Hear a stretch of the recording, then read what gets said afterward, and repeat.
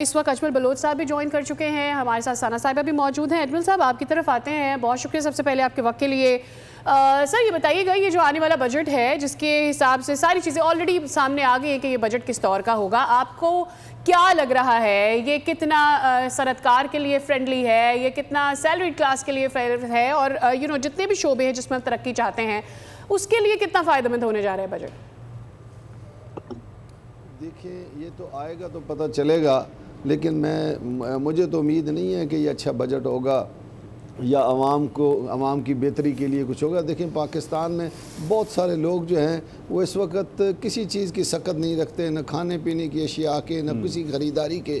جب 12 کروڑ سے زائد لوگ غربت کی لکیر سے نیچے چلے گئے تو وجہ کیا ہے کہ حکومت نے ان میں سکت ہی ختم کر دی ہے خریداری کی، ان پاس وسائل ہی نہیں رہے ہیں۔ تو مجھے بتائیں کہ دکاندار کے پاس اگر کوئی خریدار نہیں ہوگا تو دکاندار کیا کرے گا، پھر صنعت کار کیا کرے گا، پھر زمیندار کیا کرے گا؟ یہ جتنا ریٹیلرز ہے یہ یا تو صنعت کار کے پاس جاتا ہے یا زمیندار کے پاس جاتا ہے چیزیں خریدنے کے لیے۔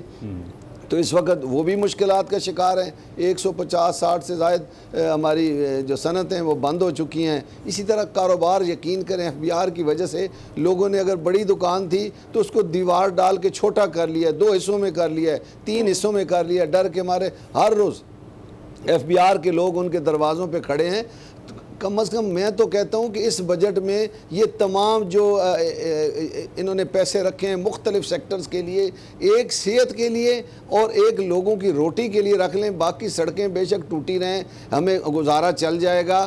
یہ جو بڑے بڑے لگژری اخراجات ہیں بڑے بڑے ہاؤسز میں، ان کو ختم کر لیں، AC بند کر لیں۔ دیکھیں، منافع تو اس ملک میں ہے ہی کوئی نہیں ہے۔ وہی جو تاجر ہے، اچھا کہا جاتا ہے یہ نان فائلر اور فائلر، اور بھائی کون نان فائلر ہے؟ میں کہتا ہوں 1.25 کروڑ تاجر ہے، اور 1.25 کروڑ تاجر اس وقت 10% ایڈوانس انکم ٹیکس، بجلی کی جو اماؤنٹ ہوتی ہے، بجلی کا جو بل ہوتا ہے، جو تاجر سب سے مہنگی بجلی خریدتا ہے اس کے اوپر بھی 10% ایڈوانس انکم ٹیکس ادا کر رہا ہے، اور وہ ڈسکوز کے اکاؤنٹ سے FBR کو پیسے جا رہے ہیں۔ تو پھر نان فائلر کیا ہوا؟ مسئلہ یہ ہے، دیکھیں عبداللہ یوسف صاحب کے وقت سے لے کر آج دن تک میں رو رہا ہوں، چلا رہا ہوں کہ آپ اگر لوگوں کو نیٹ میں لانا ہے تو یہ بجلی کا بل ایک سرکاری ڈاکومنٹ ہے۔ جتنے بھی لوگ کمرشلی کاروبار کر رہے ہیں، میں کہتا ہوں 1.25 کروڑ ہے، حکومت کہتی ہے 35 لاکھ ہے۔